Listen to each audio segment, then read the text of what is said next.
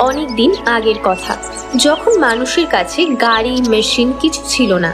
মানুষ তখন নিজের বুদ্ধি, শক্তি এবং স্বাস্থ্যের ওপরেই ভরসা করে চলত। একটা গ্রামে দুজন ব্যক্তি থাকত, বিশাল সিং এবং সূর্যদেব। দুজনেই গ্রামের খুব নামকরা ব্যক্তি ছিল। গ্রামে অনুষ্ঠিত হওয়া প্রত্যেকটি প্রতিযোগিতা, তা সেটা মনোরঞ্জনের জন্যই হোক কিংবা বুদ্ধি আর শক্তি প্রদর্শনের জন্যই হোক, সব সময় বিশালই জিতত। সূর্য যতই পরিশ্রম করুক না কেন, ও সব সময় দ্বিতীয় স্থানেই থাকত। এর জন্য ওর খুব রাগ হতো। সন্তানেরা বড় হয়ে গেছে। বিশালের ছেলে ইন্দ্র ছোটবেলা থেকেই খুব কমজোরি ছিল, কিন্তু সূর্যর ছেলে ভীমা শক্তিশালী ছিল।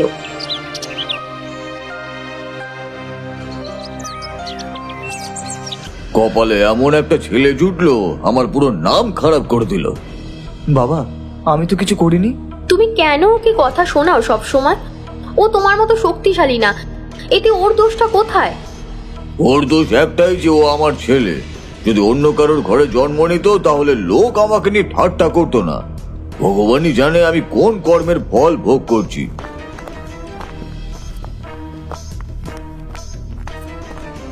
বাবা, তুই মন খারাপ করিস না। বাবা হয়তো তাই রাগে বলে ফেলেছে, কিন্তু উনি তোকে প্রাণের চেয়েও বেশি ভালোবাসে। না মা, আমার একটুও খারাপ লাগেনি। আমি তো ছোটবেলা থেকেই শুনে আসছি, এখন যদি বাবা কিছু না বলে তাহলেই ভয় লাগে। বিশাল রাগে গজগজ করতে করতে গ্রামের প্রধানের বাড়ির পাশ থেকে যাচ্ছিল। ওখানে কিছু লোক বসেছিল। বিশাল, বিশাল, কোথায় যাচ্ছ? এই বয়সে এত তাড়াহুড়ো করা ভালো না। শেষমেশ আপনিও? একটা দরকারি কাজে যাচ্ছিলাম।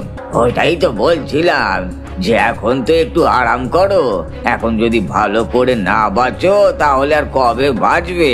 বিশাল ওখানে এসে বসে পড়ে। প্রধানের চাকর সবার জন্য চা নিয়ে আসে।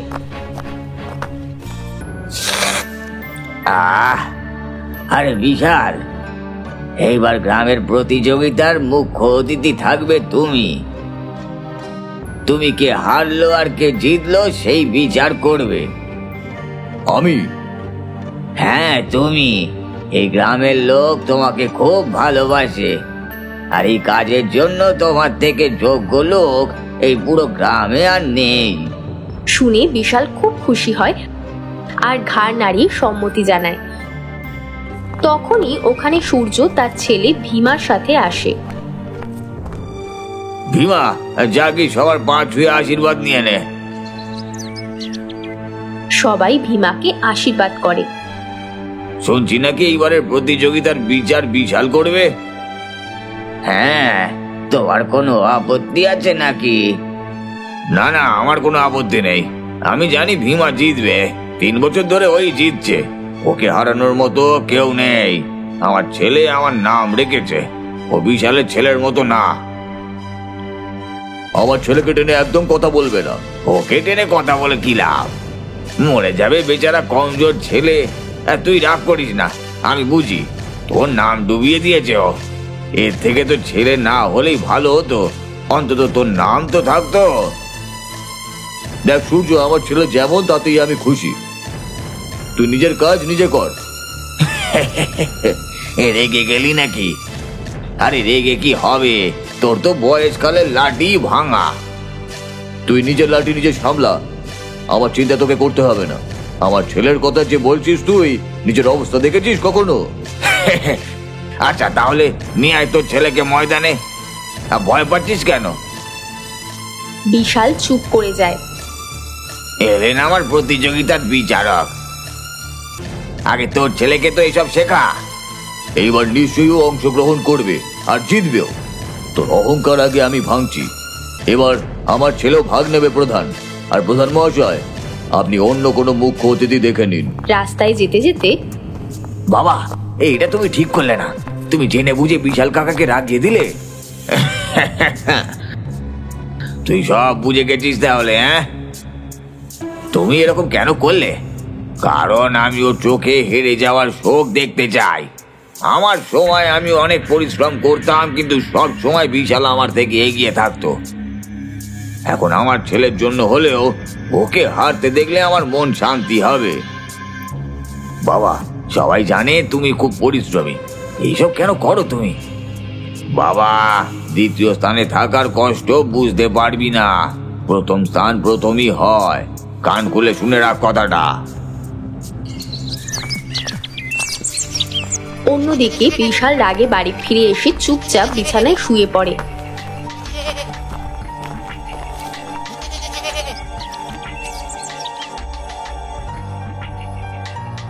ওর বউ ওকে অনেক কিছু জিজ্ঞাসা করে, কিন্তু ও কিছুই বলে না।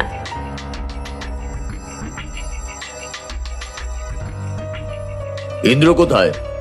ও হাত দিয়ে ইশারা করে। ইন্দ্র উঠোনে পায়রাদের সাথে খেলা করছিল। ইন্দ্র,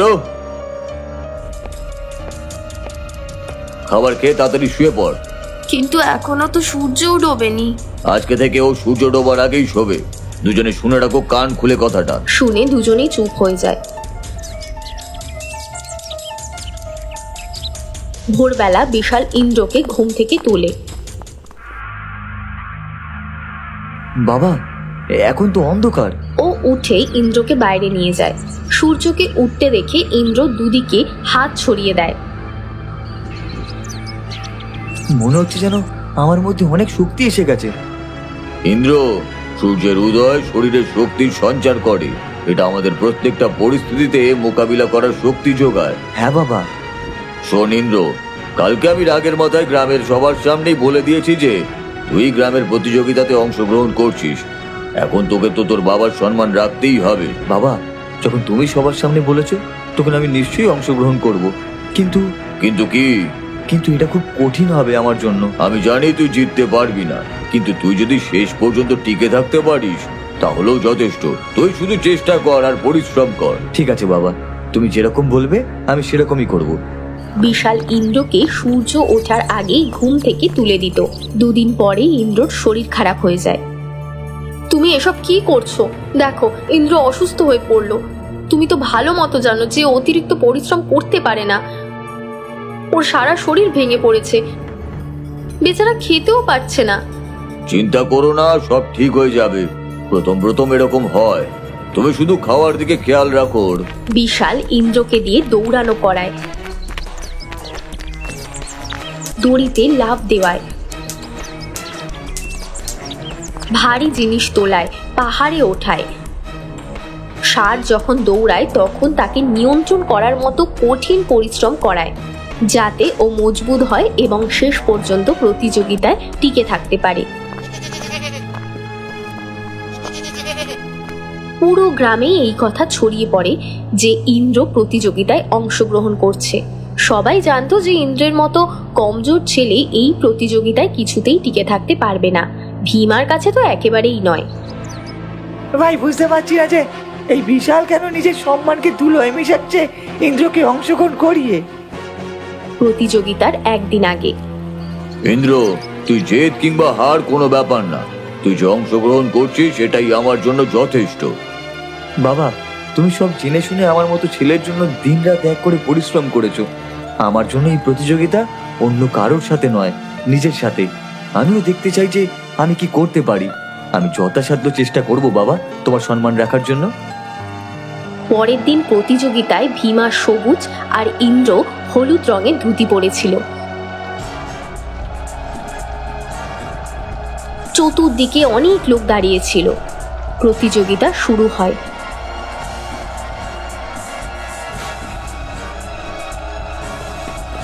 দুজনেই দৌড়তে শুরু করে।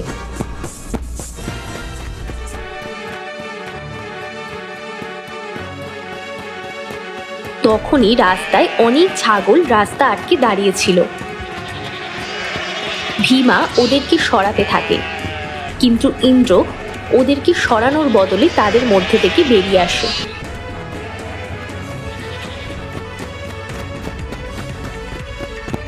এরপর ওরা দুজন দৌড়তে দৌড়তে জঙ্গলের একটা নদীর কাছে এসে পৌঁছয়। ওখানে নদী পার করার জন্য দুটো নৌকা মোটা দড়ি দিয়ে বাঁধা ছিল। ভীমা অনেক শক্তি দিয়ে সেই দড়ি খোলার চেষ্টা করছিল।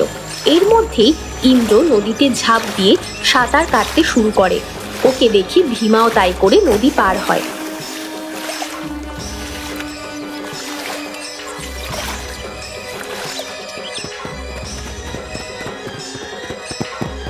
এই দিকে একটা ছোট পাহাড় ছিল।